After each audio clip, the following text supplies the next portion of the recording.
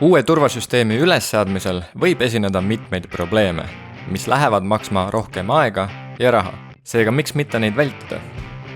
Selles videos vaatame 5 levinud viga turvasüsteemi paigaldamisel, et sa saaksid esimese korraga kõik õigesti teha. Number 5. Infrapunakaamerate installeerimine valesse kohta või kohta, kus infrapunakiired on blokeeritud. Infrapunakaamerate valesse kohta installeerimine on üpris levinud viga. Nagu siit videos näha, siis päeval on pilt ideaalne, aga kui tuled kustu panna, siis pilt muutub täielikult ülevalgustatuks.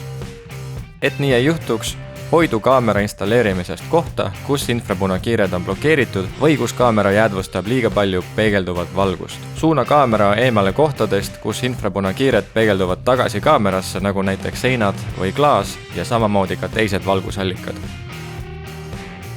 Number 4. Unustatakse eemaldada kaameralt kaitsekile. Et kaitsta kaameraid vigastuste eest, pannakse tihti korpuse sisse või välja kaitsekile. Oleme näinud korduvaid juhtumeid, kus klient on kurtnud pildi teravuse üle pärast paigaldust ja hiljem tuleb välja, et nad unustasid eemaldada kaitsekile.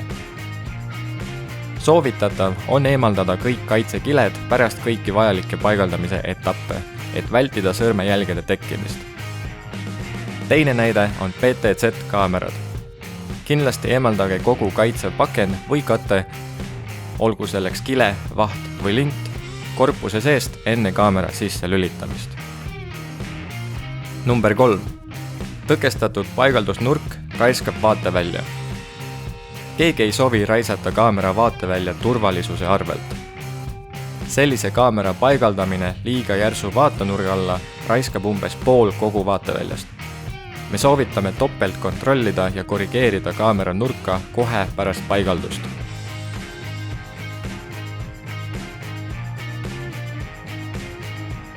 Et asja veel lihtsamaks teha, saad skaneerida kaamera kleebise peal oleva QR-koodi, et lisada kaamera HiConnect äppi korrektuuride tegemiseks. Samuti saad kasutada äppi, et kontrollida, kas kaamera vaatenurk on liiga madala nurga all või takistavad kaamera vaatevälja puulehed või midagi muud. Number 2. Eiratakse juhtmete kauguse piiranguid. Me teame, et üldiselt maksimaalne distants UTP kaabeldusel üle kohtvõrgu on 100 meetrit.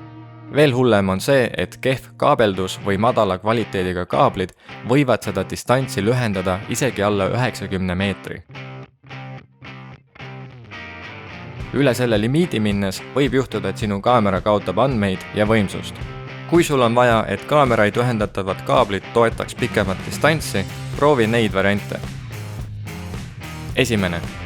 Kui kasutad Hikvisioni PoE salvestit, siis lihtsalt mine PoE konfiguratsiooni lehele ja lülita sisse vastaval kanalil PoE distantslüliti, et distantsi pikendada kuni 300 meetrini. Kui kasutad Hikvisioni lüliteid, otsi tagumiselt paneelilt DIP lülitit ja lülita see sisse, et distantsi pikendada kuni 250 meetrini. 3. Lisa kaamerale PoE pikendajad. Ja number 1 levinud viga turvasüsteemide paigaldamisel on kaablite veekindlaks tegemata jätmine. Kui kaamera korpused on üldiselt valmistatud IP66 või isegi IP67 tolmu- ja veekindlana, siis kaablid ei ole. Kui võrgu- ja toitekaablite pordid on kaitsmata või SD-kaardi kate ei ole paigaldatud korrektselt, võivad nad kergesti rooste minna. Veel hullem, veeaur võib koguneda kaamera sisse objektiivi peale. Kaamerad muutuvad sellises seisundis kasutuskõlbmatuks ja vahel vajab kaamera isegi väljavahetamist. Kaablite veekindlaks tegemine on väga lihtne.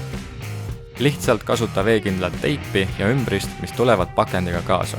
Pane O-rõngas tihend kaamera võrguliidese otsa. Vajuta veekindel rõngas tihend paika. Sisesta võrgukaabel läbi veekindla otsakurgi. Ühendage võrgukaabel ja pinguldage veekindel ümbris. Viimasena kasutage veekindlat teipi, et toitekaabli ühendused kinni katta. Siin see on, need olid 5 levinud viga turvasüsteemi paigaldamisel. Loodame, et see video oli teile abiks, et teie järgmine paigaldus oleks edukas. Näeme järgmises videos.